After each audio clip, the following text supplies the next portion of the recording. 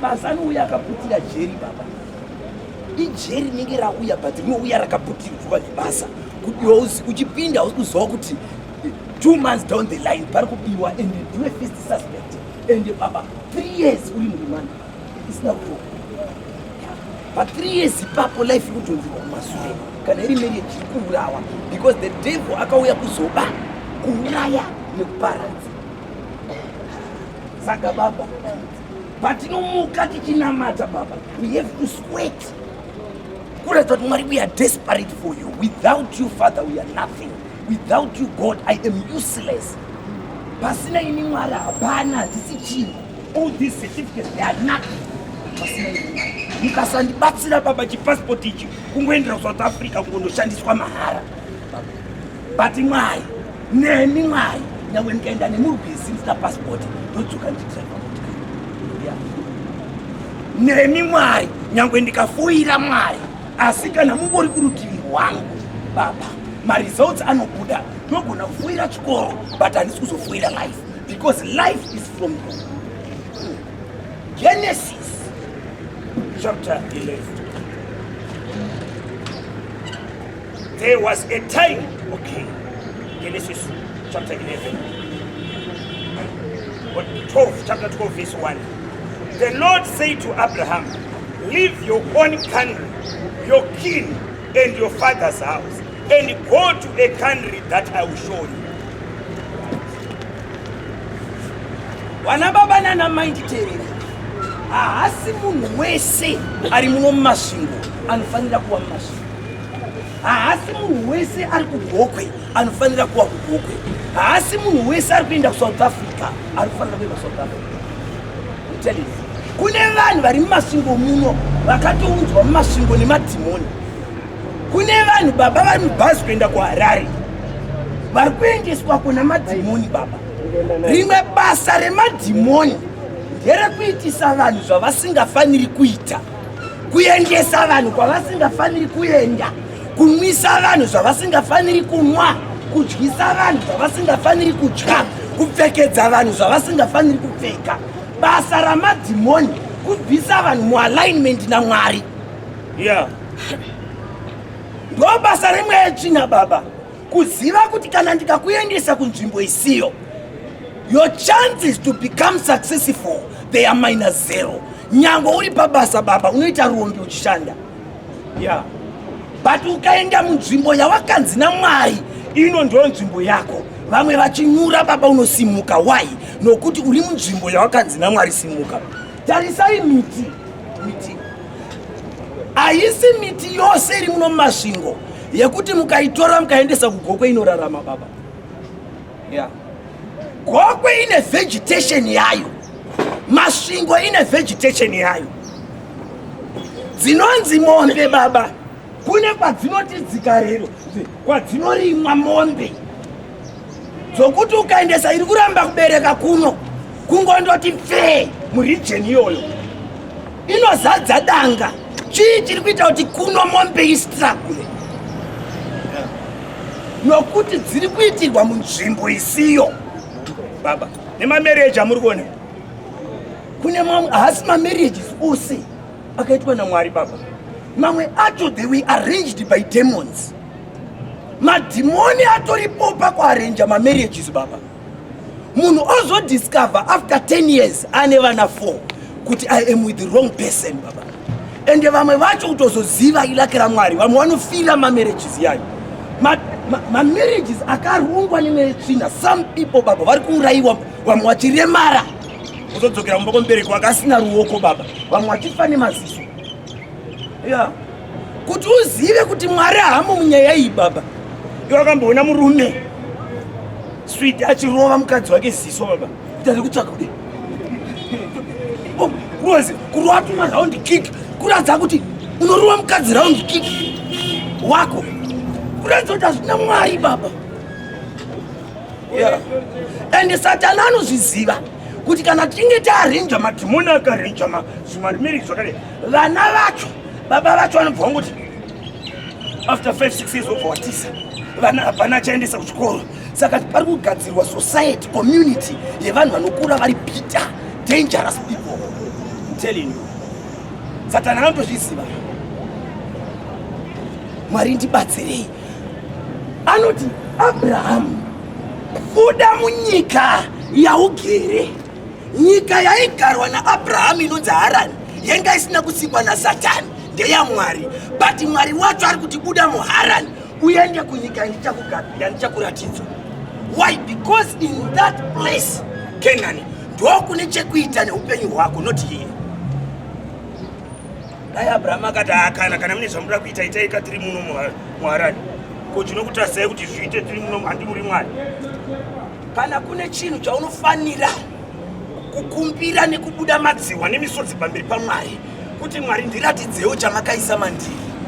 Yeah. Basa rezvikoro zvamunoona harisire kungokudzidzisai zvirungu chete nekuweka metsi. Rimwe basa rezvikoro kukubatsirai kuti muzive kuti mamuri munei baba. Nyangwe wafoira chikoro, wafoira English, but chikoro chinofanira kuwa nezvikwanisiro zvekuti zvigone kuziva kuti mwana wangu munei. Woti baba makanaka svikai kuchikoro, mwana wenyu ari kustrugura kuEnglish, but Mwari wakamupa chipo chekurwa, Mwari wakamupa chipo chekumhanya. Musapotei kuarea yebhora, ndava tiri kuona kuti ndo kwake. Musapotei mukutuhwina, but nhamo manje ndo paunoona kuti timonere nhamo riri serious. Ungorifarira henyu vaberekika. Nhamo yakaita kuti uendese mwana wako pachikoro chisina zvikwanisiro zvekuti vana vanongodzidziswa English, Maths nezvimwe, akafoira atofoira life. Ndava kana Mwari akaisa rugby muropa remwana wako nechikonzero chokuti pachikoro ipapo hapatorina kana ground racho, saka vanozoziva sei? Zvatopera baba, zvavharana. Yeah. Mwana akapuwa chipo chekupambisa bhora chebasketball, akaendeswa pachikoro pasingatangwi basketball, anofariri rombe baba. Anenge achingondokutadza English, achingorohwa kutadza Maths. Mwari haana kundiisawo divi iroro dzigone, kana zvatoramba enda unofudza mombe. But baba ndo pakaipira nhamo. Mwari ndibatsire ndiendewo kuzvinhu zvine chekuita neupenyu hwangu. Asi munhu wese anobudirira mumasvingo baba. Vamwe vanofanira kutondobudirira kuHarare, kungobva muno mumasvingo kuenda kuHarare unonzwa kuti atenga imba. Waindawa aenda munzvimbo yake chaiyo. Asi munhu wese baba anosimuka nekutengesa mabhero baba. Songoti ana mining vakatotenga stand nemabhero, aenda kutondotorawo roni. Unozviuraya baba, yanyura mari yevanhu baba. Mwari akati kudii pamusoro pako? Mwari akati kudii? Abrahamu, uende kunyika yandichakuratidza. Simuka ubve pakati pehama dzako. Kune nzvimbo yakanakira iwe Abrahamu, kune nzvimbo yakanakira kurera vana vako. Let me tell you the dangers dzekuraramira wrong location. Kana uri musikana number 1, machances ekuroorwa ekupinda mumarriage isiyo they are too high. Nokuti hazvigone kuti usangane ne the right person in the wrong location. No say. No. Satana achitokuendesa wrong location anotozi, let me like handikudzeva na baba nana mai. Kana une line renet 1 rakaiswa mu iPhone latest, right? Rine data 50 gigs. Moto wakazara. But ukaenda baba kungori ne booster re-Econet. Let me tell you, hauna kana munhu wani waunokomunicata naye. Not because hauna phone unayo. Not because hauna data unaro. Not because phone haina moto unayo, but hauna coverage. Hakuna network yako baba. Aneka mbudza ari nani kane network kana ane phone inoshamisira asina network. Funga wandinzwa ipapo. Eka ndikupa me. Aneka mbudza kange nani ndawa atori more useful, anogona kuti batsira kucommunicate than uya nezifoni rakanaka rine moto rine data but ari phone. Your beauty is useless as long uri mu wrong location baba. I'm telling you. Your education is useless as long uri mu wrong location. God help me. Ronga itsoka dzangu ndiende munzvimbo ine chekuita neupenyu hwangu baba. Vamwe vanhu baba havambodi kana kunamatirwa kuti vapore. Vanofanira kungochinja location, kungondopinda mune imwe location baba. Zvatopera. Kumeendesa mune imwe location baba akurwara. Hazvifanani takasikwa zvakasiyana baba. Not everyone must go to America. Yeah.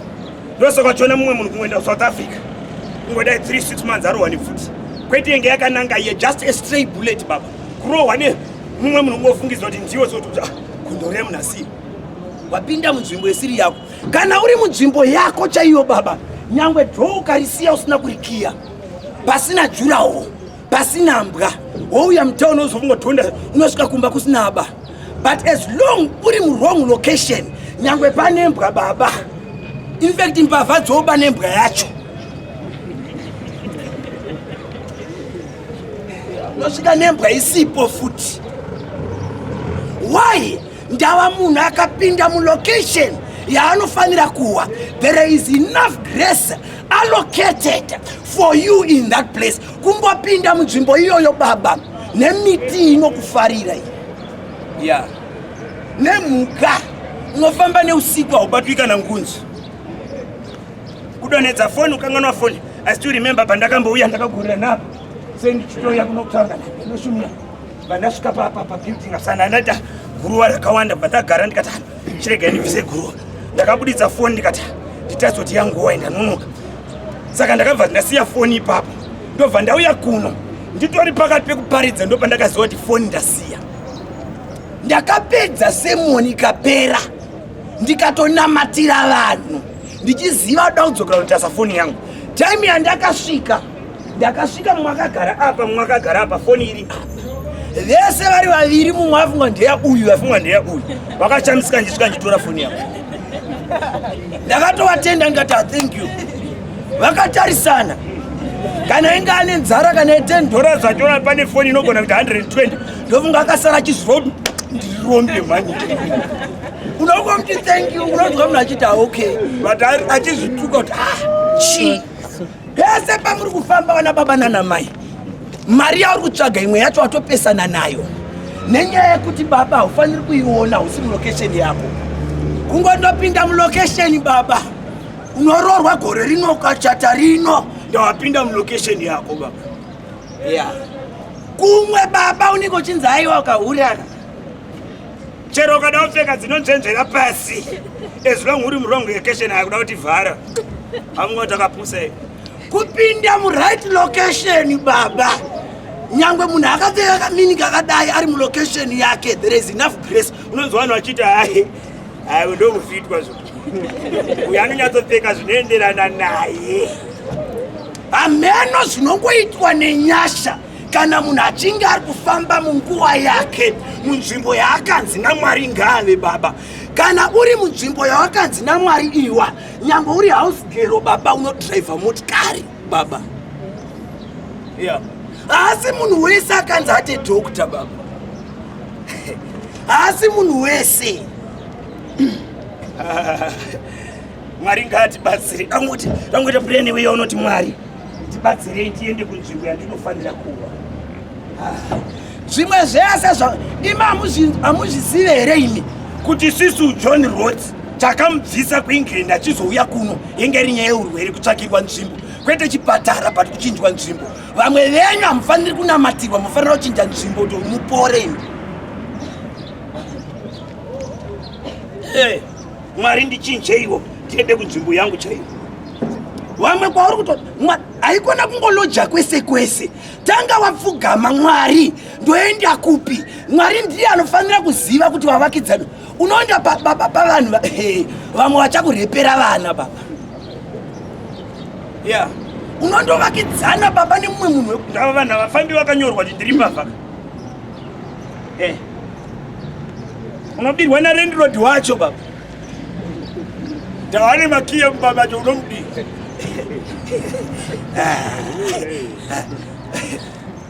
Kwaita kuti kwaunenge waiswa naMwari baba Abraham uende kunyika yandichakuratidza. Saka Mwari ndoita sei uri ipapa, saka ndoita sei ndiende kunyika. Chokutanga enda secret place, pfugama, Mwari ndiratidzei. Paunosimuka ndimi munoronga tsoka dzakarurama, makadaro mushoko renyu Mwari ndakuenda. Let me tell you, ndichibva pano, ini ndichibva pano ndikaenda ndakadai results andobuditsa direction ari different from andobuditsa direction iyi.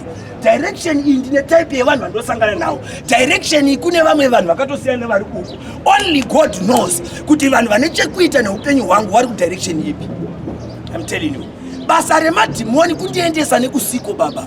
Basa remadhimoni kukuendesa kuSouth Africa uchifanira kuenda kugogwe. Yeah. Vanhu Mwari ndibatsirei. Ndipoteredzei nevanhu vanofanira kuva pedyo neni. Ndiendese chero kumachechi kwamunopinda. Machechi ese akanaka but haana kunakira iwe. Kune kumwe kwaunonyatsoona kuti pano hapasi kutaurwa nyaya dzine chekuita neupenyu hwangu. Dhishi riri pano harisi kubata nyaya dzangu. Koita pamwe hapana kana maaircon, hapana kana macheya, hapana kana chii. Kugara muvhu. But ungosvika kugara muvhu baba, nyaya dzako dzinotanga kubatwa life ichitanga kutasamuka. Waenda paunofanira kuwa. Not every pastor is your shepherd. Telling you. Mumwe baba nyaya dzaanototaura zikana relevant muupenyu hwako. Iwe chakungoda ngofadza kuti vachechi pedu ndoifarira noti vanhu vakawanda mune maaircon togara pakanaka. Kugara pakanaka kokumba muri kugara pakanaka here.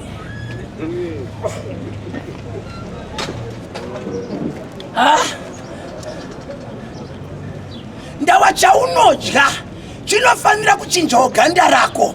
Chamweya chaunodya kana chine utano chinofanira kuchinjawo munhu wako umweya. Gain weight, grow. Rakunamata mangwananano nemumwe munhu ari pana anoti Mwari mandiri ndiri kunzwa kuti nguva yangu yekuti ndiendewo kubasa yako kwana. Ndibatsirei ndiende munzvimbo yekugashirira, ndiende kunzvimbo ndinenge mudzimai nga akazvitakura, mazuva angu ekupona ndakuona akukwana. Ndiende kunzvimbo yekugadzirira, ikoko kunana nyamukuta. Ndiregere kuponera munzvimbo isina vane ruzivo rwakakwana, nokuti I am about to give birth to my destiny. I need people who understands my calling. I need people who understands me. Mwari ndibatsirei, ndawa ndikapona pavanhu vasina zvikwanisiro. Iwe unotanga kudwa ndiri kupandukira chechi. Ndawa wasvika pavanhu vasina capacity yekubatsira. Do you know when people they don't have capacity yekukugamuchira, you become a threat baba. Instead yekuti we blessing wa threat. Why? Because havana capacity. Oyo munozadaita we anotora chechi cheto, but usvike kumwe kunhu baba wanototi yes wauya because we have the capacity. Mafunga ungogerwawo zvakanakawo nekurukwawo musoro zvakanaka. Watonzwa murume akutoti maudatanga kuuraka, maudatanga kuuraka. But mumwe ari kutopa mumwe kuti enda munorukwe mutengowo zvakanaka. But mumwe ari kutozviroverwa wototorwa chigero unogerwa wakarara kuti makasara muchiri kwazuruka. Aita zvine hure pamba pangu bwana. Capacity. God help me. God help me. Give me capacity. Give me capacity. Mwana angofarira kuda kupambisa bhora. Ndo misikanzwa saka nebasa rese iyoyo. Ndokurova ukafira pano. Tambisa school fees yangu. Zvichida Mwari akaisawo chipo chebasketball. Komadii mabvunzawo Mwari. Hatina here mamilioneya mabhirioneya ari kubasketball. Kana kachifarira kurwa, bvunza Mwari kuti kareke iwe chingorega zvokurowana nevanhu. But rega ndiongorore kuti uchida Mwari, kuda ndiwe Manyuchi wenguva yedu, kuda ndiwe Tyson wenguva yedu. But tinofanira kuchanela chipo chako chiwe a blessing to the community, not kuti chidestroy a community. We need God. May God give me wisdom yekuwa necapacity kugona kuassista vana vangu kuti chese chavakarukira muupenyu hwavo chigone kubenefitisa not only me, even their nation. They must be a national blessing. Vana vangu ngavave a blessing to masvingo. Vana vangu ngavave a blessing. Ropafadzo yaMwari ngaibvadzukire. Right? Mwari ndibatsirei. Ndibatsirei Mwari. Takunamata pano, mwana uri pano itenda kuti ndinotenda kuti nguva yangu yakwana. Mwari ndibatsirei. Handisi kuziva ndichibva pano kwandira kuenda kuti kwandiri kuenda ndikwereka nditobuda munzvimbo. Nokuti dzimwe nguva kumira kwezvinhu kushata hazvirevo kuti Mwari hasi munyaya dzacho. zvimwe zvezvinhu zviri kuitikira kugadzira karekta yako, zvimwe zvezvinhu zviri kuita kukugadzira. Saka usati hane maomera zvakaita ndifunga kuti zvina Mwari mukati. Ndakutomusiya iromberi. Tanga wabvunza Mwari baba, unozopedzisira wasimura usi irombera wakasiya baba. Yeah. Ndokutauri. Tanga wabvunza Mwari usati wabva pachino. Kune vanhu vakasiya mabasa vasina kubvunza Mwari. Anzi kune vanhu gurupi 800 iye ngachipiwa 300 aka 300 haana kuziva kuti 800 kwaari kuenda kambani yenge iri kutonovhara 3 months down the line yaiwe 800 yemwedzi mitatu akasiya basa baba raimuchengeta upenyu hwake hwose. Yeah. But Mwari aizviziva achiita decision, but Mwari haana kumudza because iye haana kuconsulta. Bible rinoti David consulted God on everything. Never underestimate every decision yoda kuita, no matter how small it is. Mwari ndibatsire. Haikona ngoti ndasangana nemumwe musikana mukomana mutawuni. Ndakuda. Ngobva watoda. Aiwa. It's okay. Handina kuti handikudi, handina kuti ndokuda. But I need time with God. Ndoda kubvunza Mwari. Ndawenda ngokuona pano wakapfeka sutu uri kunhuhwirira. Kune marombe mazhinji anofitwa nemasutu ende masutu achipaka. Unobatwa kumeso nerombe baba. Kuatararama unobatwa kumeso nerombe. Roloni rikuita $2 sutu wakomana rufamba nadzo $20 ukataura zvakanaka ne15 unopihwa kana 10. Kana ukasangana nevasikana vanomuvha by sight unomuconfusa. Utomufunga enda unobvunze Mwari. Mwari ndimi makasika munhu wese, zvinofamba panyika, zvinokambaira nezvinonanaira, zvinobhuruka ndimi. Munhu wandasangana naye mumasvingo mutauni nhasi. Mwari zarurai meso angu, ndechipi chandinofanira kutanga ndaziva, chaasiri kuda kuti ndizive ini, chaanondiwanzira chaasingatauri. Kune zvirwere baba zvinogara muvanhu zvatisingatauri baba, zvaunozodiscover ndanewe, zvinobuditsa bombe dzese mudanga baba, unowa murombo mwo wese. Yeah. Kune zvimwe zvinhu baba zvosingaudzwi navanhu. Mwari ndibatsire, this decision ndakuita ndine information yakakwana. Unotengeserwa stand yekunyepa baba nevanhu. Usati waita decision yekutenga tanga wabvunza Mwari. Zvinhu izvi ndizvo here Mwari izvi? Nyangwe pane lawyer riri kuasista, baba tararama mazuva akaipa. Tararama mazuva akaipa. Usatrasta munhu baba, ndimuri kuona izvezvi. Panapa pane munhu watsvukwara kuti unyatsozive kuti ndizvo chamutsvukwa here. Watararama yakaipa.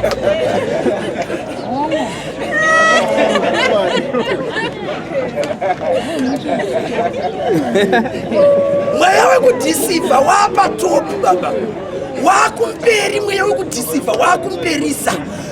Kuti unyatsozive baba, there is a thin line. Only God can tell what is fake and what is real.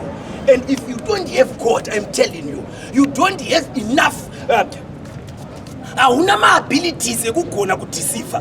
Wisdom iri kushandiswa yekugona kucapture this is a lie, this is a lie. But lie detector baba, munhu paasvika level raasvika, imagine munhu akataura newe baba, wauri kutopfimba, hona zvivindi zvevana vemazuva ano. Uchita mupfimba, watonzwa kuti apa ndoda kutorora, watonzwa hello, iye unai mutauni, hello, ndiri pakomba. Ngazopedze kutaura pafoni warowa pasi. Rowa pasi, chikuti thank you God, uchitorowa pasi. Maria, wakamira padhuze nemwana waSatani. Tiza kuti Mwari mazvita here. Patiwe ndo paunotokondinya baba. Uri kunzwa mumwe munhu ari kunyeperwa. You think you are safe? You think you are safe? Adzimai vangu vakatenga matemba. Mari mwezituru vakauya nawo kumba takati tichidya so mavhu kuchekera kudai. Mazuva ndakavati kudini? Ndakati musatenge chero chimwe chinhu zvacho kwamatenga zvinhu izvi. Zvikanzi ndandatenga nzungu nezvimwe, ndikati maiwi.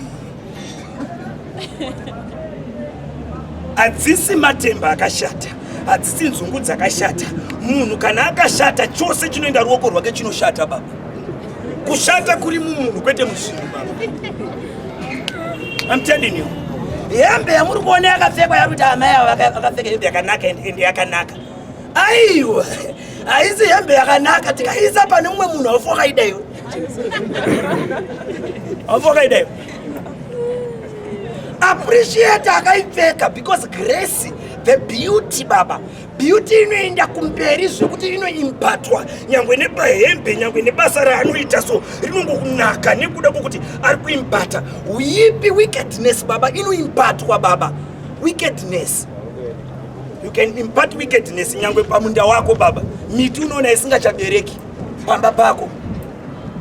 Miti mingani mumarokesheni mupopo mukotopea unobereka makotopea 3 wepa next door wakazara makotopea. Mumengo wepa next door huku dzepa next door dzikuita iwe pako huku dzoramba dziri 2 ikangochochonya inorohwa negondo. Hakuna chinokura mulife mako iwe. Wozoda kuita mari sataenda kumari. Ngatimbotange tataza kuti kune here chimwe chiri kukura in your life. Unoda kuti mari ibve pa100 kuenda pa500 chimbosiyana nemari kupomedzera mari kuti iri kunetsa. Pane here chimwe chiri kukura mulife mako. Maruva chaiwo ari kuramba pamba pako iwe. Maruva chaiwo riri kuti zviri nani kufa hangu urambe. Marriage unyatsoona kuti apaka hama dzatopindira kumirawo nayo kuisimbisa nevafundisi kudi otherwise wakasuduruka inowira pasi kawani. Chii chiri kukura in your life? What else baba? Ukangoona baba, if you not ukangoona baba kwane something chikuratidza chiri kukura mulife mako chibva waziva kuti iyoyo chaita kuti growth iitike kumiti, chaita kuti growth development yakanaka kuvana utanga maresults akanaka, chibva watotanga kutoexpecta maresults akanaka nekubasa nekuti chaunza maresults aya baba chinokwanisa kuti kuna Abraham akatenda kuti Mwari akataura chinhu anochizadzikisa even at 100 years old. Zvinonzi Sara engawo chibereko chafa but akaramba chitenda. Baba hautangi nekufa baba. Rufu rijisvika pamunhu harutangi nekuti munhu wira pasofa. Kunotanga kufa zvinhu. Ukaona radio yafa pasina ibata yongonyarara. Baba pfugama ubude munyamadziwa nemisodzi uchichema uchituka rufu baba rwatosvika baba. Rwotangira kumaredio mafoni achingonyarara hachachachi zvakanaka. Zvinhu zvotenga ungoura 5 pamba baba. Bvunzai vakuru venyu vaitozviziva kuti kana muti wadonha uchi something. That's the spirit of death. Wanotoziva kuti is the spirit of death yauya muti wadonha uyu. Within 3-4 days unozwa pafa and wanogona kutiudza kuti munhu mukuru. Maziva sei? Maziva sei? Wanotoudza kuti munhu mukuru uyo mwana uri kunzwa zviri kuitika izvo iwo rufu achisvika pamba pako so aitasa zvinhu so andozva kuti kungoona masofa nechi andozva there is spirit of death mumba muno. Murwere akararapa unotanga kutaura kuti mumba muno uyu munhu ararama. Waona nei? Waona kuti timbonditirewo TV on timbowarairwe tichiona kuti yavangonyararai baba